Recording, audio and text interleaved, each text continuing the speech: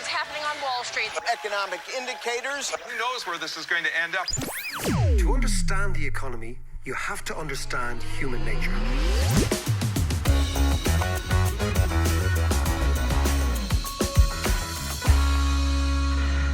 How you doing? It is David. It is podcast time. You know the drill. Economics, we're trying to make it that little bit more comprehensible, little bit less jargony, and hopefully more relevant to your life. I hope you've had a good week. I'm here with your man, Johnny Boy. What's the crack? Very good. It's Davos time, isn't it? You're normally at that. I actually am normally. Well, not normally. I've been a good few times. They debased their currency profoundly many years ago by making me a young global leader. Oh, right. Which, right. That's right. Which the family laugh at. And my young fella said, Dad, you're neither young, you're kind of more parochial than global, and you couldn't lead yourself out of a shop. But so they debased their currency many years ago. So you haven't been invited back. That's what you're trying to say. One of the nice things was you get to go there for free if you're involved in this thing, if you're given this award. And that makes a big deal because it actually costs a lot of money to go to this thing. It does, Jesus, yeah. And it was very strange. I mean, the first one I went to was, it was 10, maybe 15 years ago. And it's Davos, as they call it, Of course they do. No, it's a very nondescript town in Switzerland. When I say nondescript, it's kind of 1950s architecture. So it's not that little sort of pretty, quaint Swiss. It's quite different to that. Quite industrial in scale. And the Davos thing is just hilarious. I walked into a bar in one of the hotels. I didn't realize this is the bar where all the head honchos hung out in.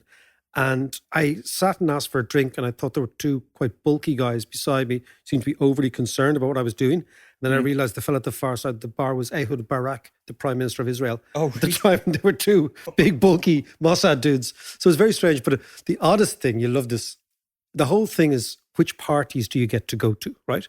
So Google have a party, and, all these Amazon and Apple and all these people. But they're all there, are they? They're all there. There. In actual fact, Sergey Brin, the head, he's one of the two guys who founded Google. All right. I should probably know at their that. party, he was quite this kind of nerdy, really pleasant, really quite humble guy. Yeah. And he was giving out drinks. And you could see he was one of these kind of tech nerds who couldn't really talk to anyone. Yeah. And didn't know what to do. So I said, I'll have a few of them, sunshine, rag them up there, my man. But actually, before I got so Davos is policed by the Swiss army, and they are everywhere, right? Yeah. Because you've got all these big knobs hanging around, And the Swiss are, and I worked for a Swiss bank years ago, they are an incredibly regimented race. And they really follow orders, right? And that's how it works. In fact, I worked for an outfit called UBS many years ago. And I realized on joining UBS that you were kind of joining the Swiss army, that it was all based on their military service and what they'd done in the army, and their seniority in the bank was all related to their service in the Swiss military. It was really strange. Do they have national service then? Absolutely, yeah. Oh, right. Switzerland is the one country that has been neutral for the longest, but devotes enormous resources into defending its neutrality. So if it is attacked, Switzerland will fight back. With Swiss Army knives. With Swiss Army knives. No, everyone has they're incredibly militarized country. More, now this is interesting, Swiss have more guns per head than Americans. Really? That's and it is a serious army and a serious outfit. But again, if you think Switzerland has been neutral for hundreds of years. Switzerland was created, the neutrality of Switzerland was created as a buffer against Catholic Austria. Right, yeah. So the Habsburgs were Catholic, okay? The Swiss were Calvinist. And the Swiss and Calvinist religion based around Geneva, they came together and Switzerland was created as a buffer. But even if you go back, anybody now who's listening who did Latin in the Leaving Cert, okay, in the year of our Lord, 1900 and whatever it was, will remember that the big enemies of Rome were the Helvetii. And the Helvetii were the Swiss tribes. And they were the lads who let your man Hannibal in the back door. Ah, okay, yeah. And then that expression, crossing the Rubicon, was actually Hannibal crossing the Rubicon, but he was backed by the Helvetii. the Swiss tribe. So they've been knocking around for a long time, but their neutrality is really interesting. And in Davos, they speak a language called Romansh. So there's 4 languages in Switzerland. There's German, there's French, there's Italian. In fact, the busiest bank in UBS's entire global network was the retail deposit bank on the border of Italy called Ticino, which is a tiny little province. Right. Because all the Italians were barreling their money over all the time. Yeah.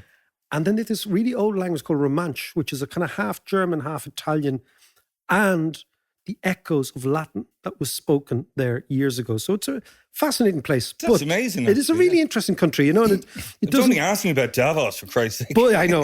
But I'll tell you about Davos. So the Swiss army police this thing, right? So you need a ticket to get into everything. You need to be invited to all these parties. Yeah. So I'm queuing up and it's freezing cold. Like it's minus 20 odd, you know? And there's a young Swiss army fella, maybe 18, conscript, with a big gun. And he's blocking the door. And he's taking people with tickets. And his order is to take only the lads with tickets get in. Yeah. So fellas like me are shuffling enough, snaffle the ticket, get in. And there's an old geezer beside me.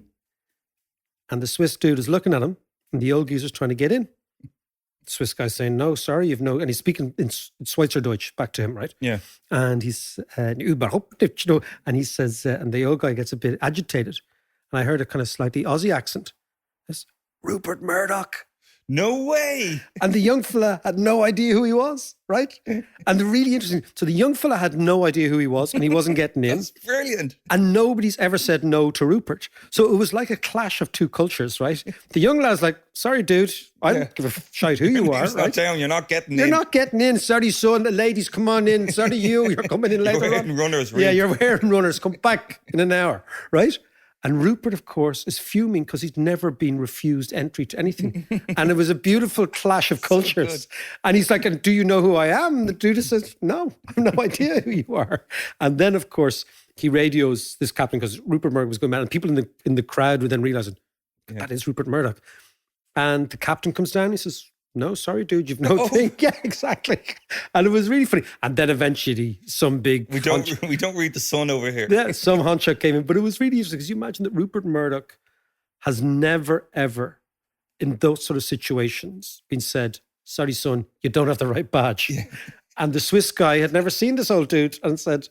So that's... Fair play to him. Yeah, it was funny. Before we begin, I want to just mention that this episode is brought to you thanks to our Patreon supporters. And to help support the content, and perhaps more importantly, to unlock exclusive comment and scenes and footage and episodes, please consider becoming a patron at patreon.com/David McWilliams. Well, back to here. As we were saying there last week, the election is kicking off with placards coming up everywhere. And of course, one of the big hot topics for here and for the election is housing, and has been for the last while. But I don't think we should spend too long on Ireland as such. I'd love to put the whole housing issue in perspective, in a global perspective. Yeah, no, I think you're right. I think we tend to get far too navel-gazing here, and we don't realize that in the last 10 or 15 years, particularly in the last 10 or 15 years, and maybe going back longer than that, housing has become a massively destabilizing factor in the global economy, particularly the English-speaking world.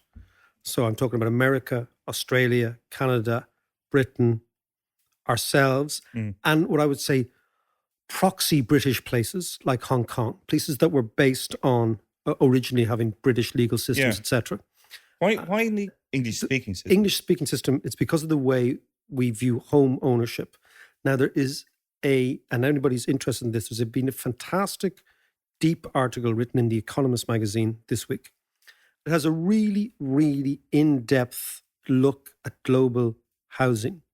And it makes the point, and their point is, and I think we should discuss it, that home ownership and the obsession with home ownership has been a massive blunder economically, financially, and socially to the Western world. And I think this is really interesting. What they make the point is, and we've talked about this before, is that the housing market causes two very destabilizing issues in global economics, in modern economics. One is it creates the roots and the conditions for boom-bust cycles. So you don't ever get a boom-bust cycle without a housing boom.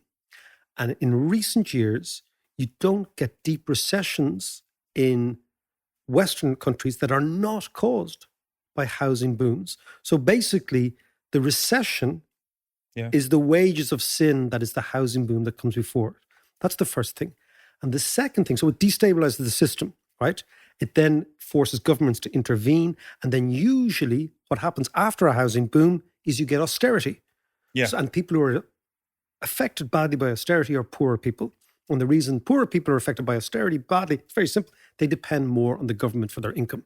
And if you depend more on the government for your income, then if the government cuts back fiscal spending to try and balance the books after a housing bust, poorer people pay twice. And then they central banks introduce quantitative easing and stuff. And then that's another thing. And let's talk about that. So the first thing is there have been very few recessions in the last 30 years. In fact, I can't think of one with the exception of currency crises that happened in Argentina and Brazil and Mexico.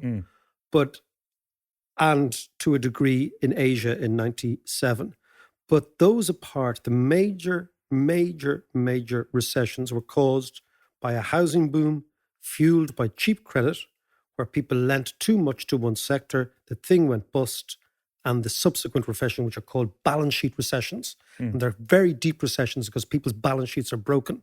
Because on the one side of the balance sheet, they have the asset, the house, which has collapsed in value. Yeah. But on the other side of the balance sheet, they have the debt they took out to buy the house, which hasn't collapsed. So you're totally squeezed. And that's why these recessions are very deep. And they're totally different to recessions we had in the past.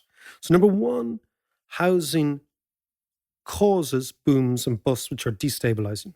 Number two, because the price of houses has been rising and rising and rising, it split the population between insiders, people who own houses, and outsiders, people who are renting.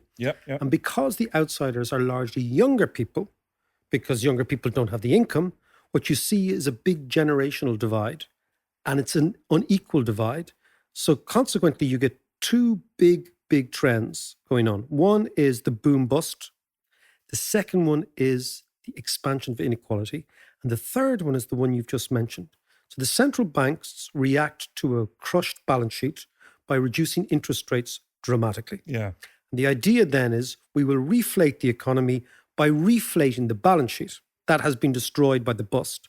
But what happens in the bust is that people who owned those houses are forced to sell at distressed prices. Yeah.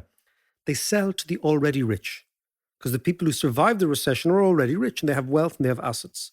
So then as the economy recovers quite significantly afterwards, the already rich who picked up the assets at the discount become richer still. Because house prices are going up and they're exactly, and they're in clover. So what you do is you've got three big things going on. You've boom busts, you have the actual incipient inequality, which is driven by house prices. And then you have the fuel of that inequality, which is the quantitative easing drives down interest rates, up asset prices. People who are lucky enough to be able to buy assets get much richer. Who buys assets in recessions? Rich people. In fact, one of the great iron laws of economics is that people get really rich in recessions and most people get poor in booms. And the reason is because most people experience the boom because they're borrowing money. And what people don't realize is actually when you're borrowing money, you're getting poor. Particularly if you're borrowing on an asset that is liable to fall in value. Yeah. So you've got this is the irrationality of economics. Yeah, it's this is what I always say, economics is counterintuitive. And if you ever want to learn economics, and I know there's lots of people listening to the podcast who would like to learn economics, the first thing you got to think about is that economics is counterintuitive. And actually on that, we are going to introduce an economics course quite soon, which is basically my old Trinity course. When I say old, it's the one I did this last year in 2019. But I've always said to my students is that when you think about economics and you say black, think white. When you say big, think small. When people say boom, think bust. And that will keep you solvent. But so let's talk about the housing market. The Economist magazine is making the point that these are deeply destabilizing factors, and they stem from a shift in Western societies away from public to private housing, away from renting to home ownership. And all our economic policies have been biased by and jaundiced by this obsession with home ownership. Yeah. So it's interesting. So home ownership comes in after the Second World War.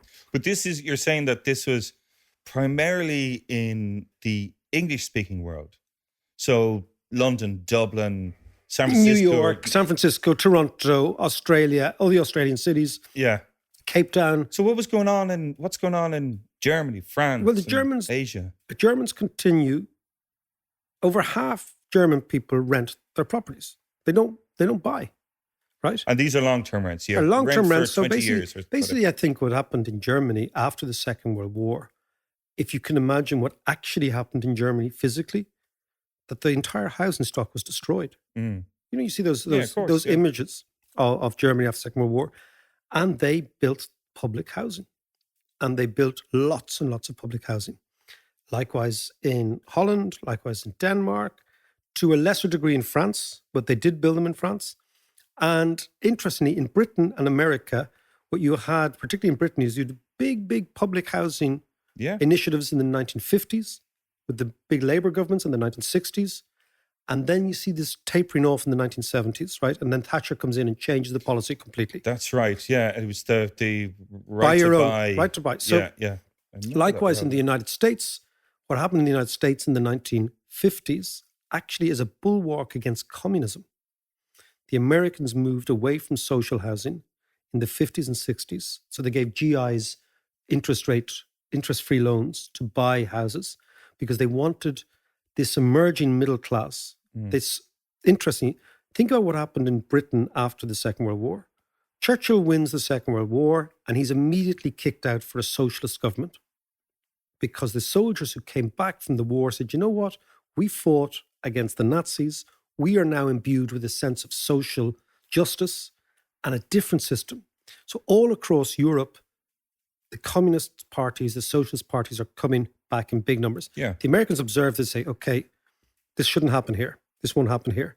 So what they do is they have two pincer movements. One is they try to eradicate communism with their Red Scare and McCarthy and attacking Hollywood. Under the beds. All that stuff. But the other thing that is much more pragmatic, they create a home-owning lower middle class by offering them zero interest rate loans in the suburbs. Do you remember Happy Days, the Fawns? I do, yeah. Those people. Yeah. Greece. So, and that was all about the American dream where you have your front lawn and your white picket fence. All that stuff. And saying hi to a neighbor called Fred. Hey, Fred, how are you doing? Yeah, it's like the Flintstones for modern people, right? Yeah. Okay, so that was all the American dream. So this, two or three things are happening at the same time. One is the need to give Americans a stake in society. The other one is a bulwark against communism. So the people who buy their houses, they was always felt that home ownership would create a more responsible citizen who had a stake in the society and who would vote for the centre ground or for the centre right. Also, of course, you see huge, back to our environment, huge lobbying from the American automobile industry to create suburbs. Yeah. Because you create suburbs, you need a way to get there, you create a demand for cars. Yeah.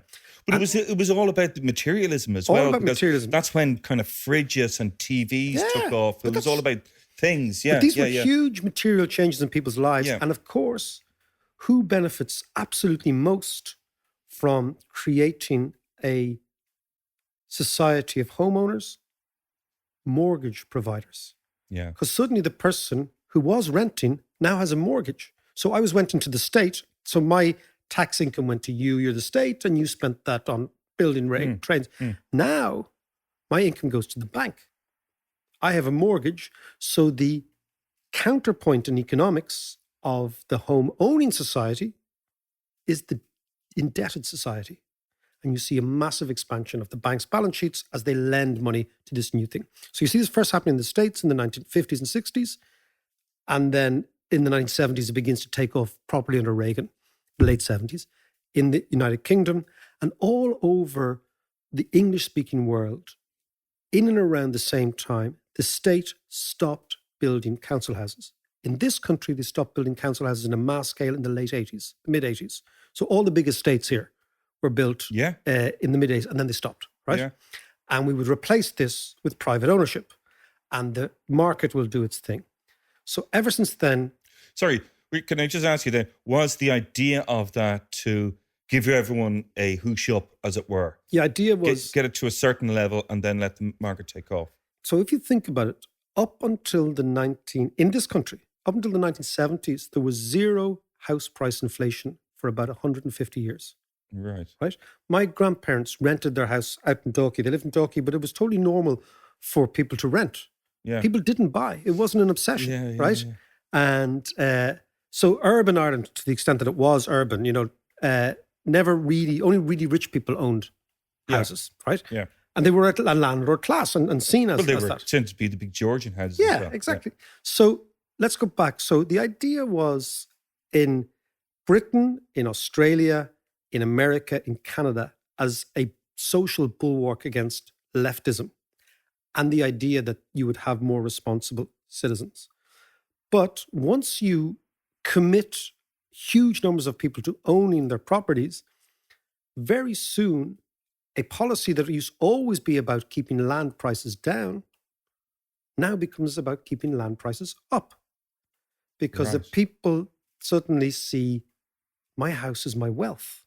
Whereas Germans see their house as a cost.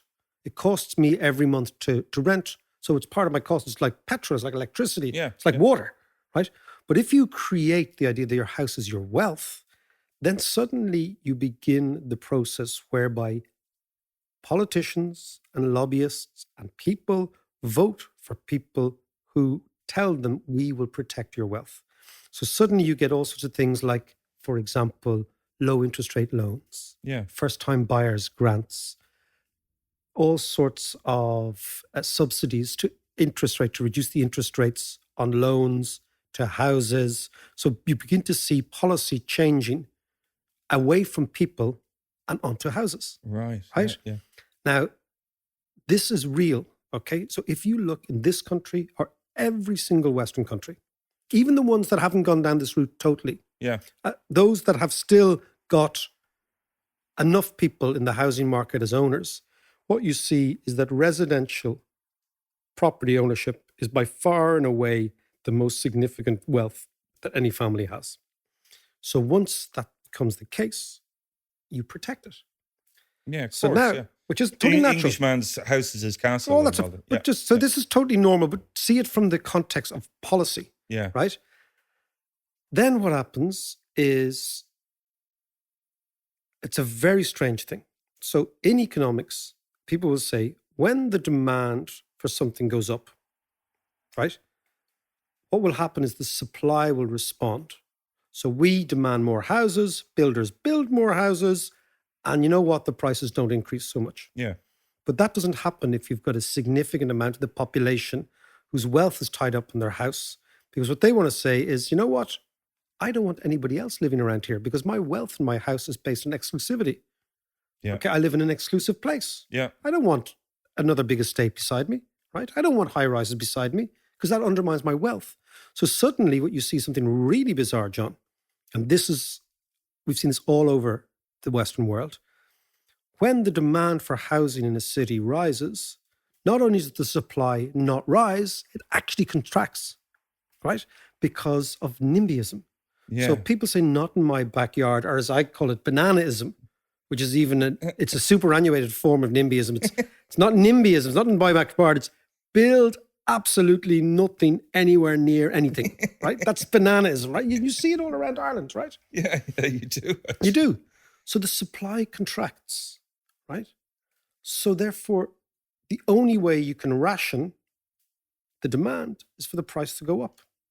And then something really weird happens. As the price goes up and up and up, the wealth of the people who actually own houses goes up and up and up, and they double down on their efforts to make sure that nobody else gets a piece of the action. So what you see is this NIMBYism is having, where it is allowed, because there's loads of countries it's not allowed, and we'll talk about them in a minute. Yeah. So in Russia, it ain't allowed. Right. They just well, say, I fuck could well you. imagine that.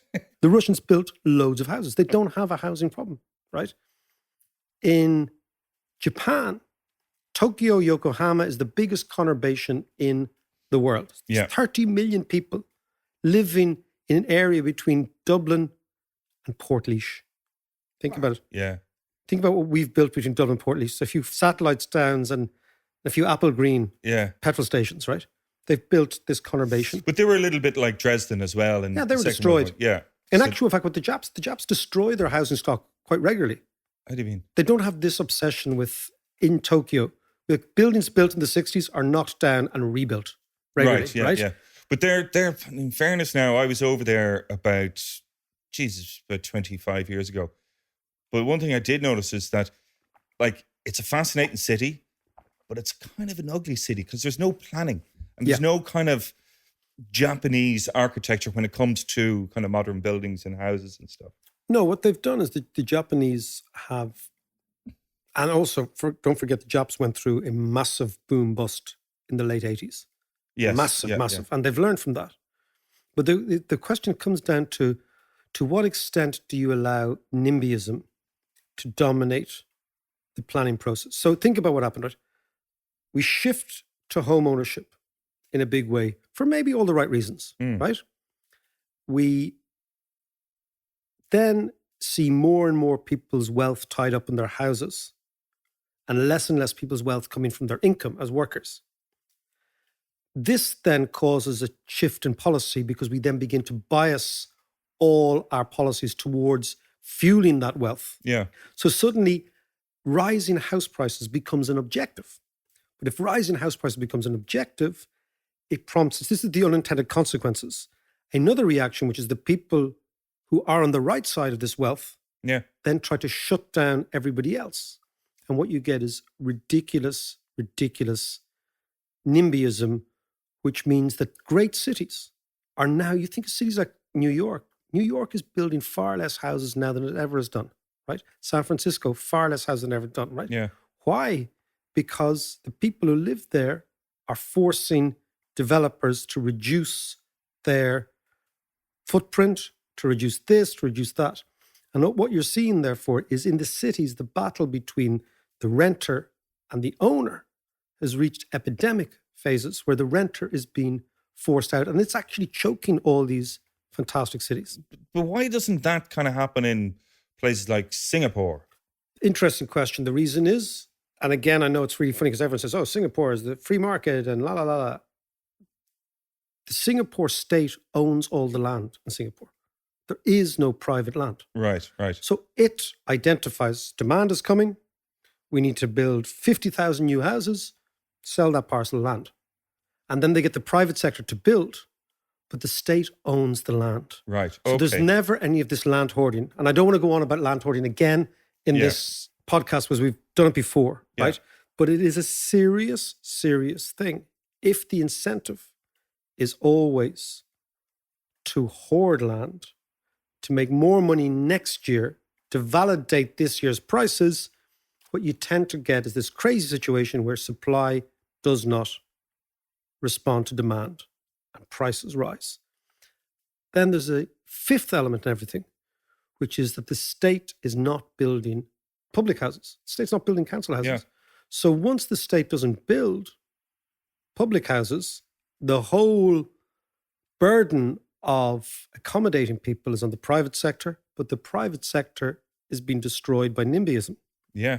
And all the while, what you're seeing is people feeling more and more isolated, less and less involved in the country, have a less and less stake. And of course, they're voting populist. Yeah. I was going to say that the natural conclusion to that is adds the outsiders to the rise of populism. Exactly. So interestingly, a policy that started 50 years ago to stop radical communism has actually ended up delivering radical populism.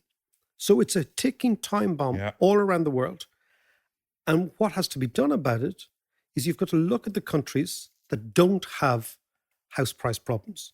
So an interesting country, John, that doesn't have a house price problem, even though it's the richest country in Europe, is Switzerland. Go on. The Tell us. Swiss continue to build at a much higher level per 100 of population than we do, right? Right. And the reason is the following. They're building public houses. They're building houses, Okay. right? They're building affordable houses for average people. Now, what are they doing? And some public, some are private, some are cooperative, some are right. Switzerland is operated by a very interesting thing called direct democracy. Yeah. We spoke about that before. Yeah, so one of the most interesting It things... works really well. It works really well. One of the most interesting things in Switzerland is nobody knows what the Prime Minister's name is. Then you ask, I have no idea. But they've referenda I know who, every second week. Yeah. They've referendum and all sorts of things, right? You know who Merkel is. You know, obviously, the President Macron. Fucking Boris Johnson. All these people, Salvini in Italy. All these big politicians. Nobody knows the Prime Minister of Switzerland because he or she, I don't even know it's a he or she, doesn't matter. They don't matter, right? And the reason they don't matter is they've devolved all the power to the local cantons. So consequently, if you need something done in your locality, it's your local politician and the local civil service and the administration that are most at fault and therefore respond most quickly. They also raise taxes locally, right? So, for example, our wealthy friend, Mr. Murphy, went to live in Switzerland. He negotiated his tax bill. I was like, man, that's fucking crazy. Yeah, he sat down and said, well, I'm a rich guy. I want to pay this much. And they said, oh, okay, fine. We take a little bit here. And that's how you do it, right? If you come in as an outsider. Yeah. But the upside of that is really interesting.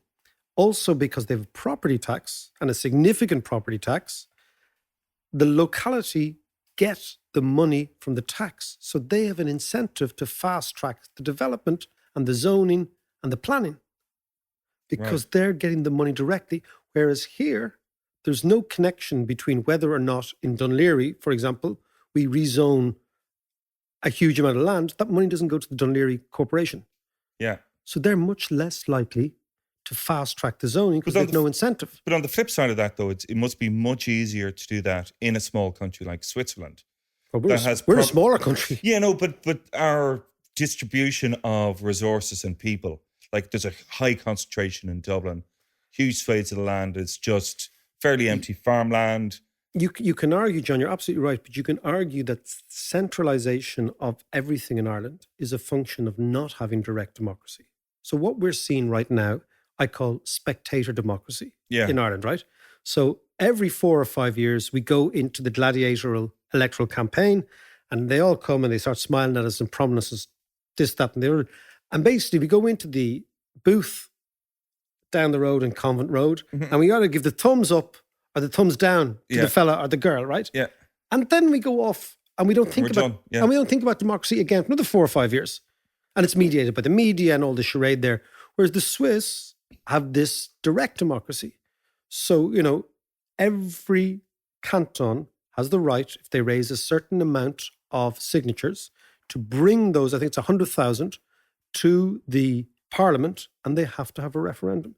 So democracy is active. It's a participatory democracy. Isn't it funny, though? Because that sounds remarkably like the way Mitch McConnell and a lot of the American Republicans talk about small central government.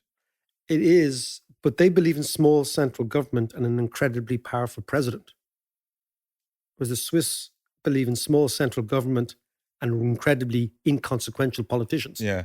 So what Mitch McConnell doesn't get is that you want small government, Mitch, well, then you've got to have a small Senate. Then you've got to have a small Capitol Hill. And then Trump has got to be, well, apparently he's small, got very small hands. So, they say. Anyway, right? So let's go back to the housing. So you've got isolated examples of Singapore, Russia, Germany, Switzerland, Japan, that have learned lessons and the supply response. I think if you look at the way in which our country is being run, the way in which Britain has been run, the United States, etc., all the countries that we're very familiar with, at the core of the inequality and the fragility of the financial system and the boom busts and the fact that the economy goes 2 gears forward, goes 1 gear into reverse, and that poor people suffer repeatedly because of the fallout, is this obsession with home owning. And we started talking about ecologists a while ago, right? Yeah. The reason we have an obsession with home owning is that economists who have a very narrow gauge view of the world were given primacy in policy. And rather than look at the environmental, emotion, social costs of this, they just looked at the pounds, shilling, and pence cost of it. If one group is getting wealthy and that group is sufficiently big, well, then we should be okay. But they didn't realize that the group that's getting poor are the young and the already poor. And the reason the already poor are getting it is that, think about what's happening. If you're not building enough apartments, the people who used to rent expensive apartments are now having to rent apartments that used to be lived in by poorer people. But the rents are going up, so the poorer people have to move out. Yeah. So the rich get shunted in to apartments that used to be lived in by poor people, and the poor get shunted on where? To the homeless list, because there are no apartments. Yeah. So the social costs of this are kids in hotels, being brought up in hotels around the country, homeless kids, families breaking down, etc. And the root cause of it is an obsession with home ownership. And I think over the next 10 or 15 years, you will see a massive move all over the West against home ownership. Because even you think about the millennial generation, Yeah. they're not like us. You know, they want to be asset poor. Lots and lots. They don't want a car. They're not buying cars. They're not buying flats. They're saying, I'll rent. And I think what we're seeing is we're on the cusp of a massive social change, that home ownership, which was regarded by us and our parents as the very essential lubricant of being a citizen, an engaged citizen, Yeah. is going to actually turn on its head. And people will now say, do you know what? I don't want that anymore. And if they don't, that's the good way of looking at it. If they don't, they will vote for radical, radical policies to get back what has been robbed from them through our obsession with expensive houses. As an economist, it's all your fault then. Absolutely. Fucking the whole thing is my fault. I want to just mention that on the 15th of March, our live show in the Olympia, no less. Those tickets will be on sale now. It's on Ticketmaster, is it? Yep. It's on Ticketmaster. And that'll be myself and John on the Olympia stage. It's a really nice night because it's a Sunday before Paddy's night. So nobody's working Monday. So that's the 15th of March in the Olympia in the centre of town.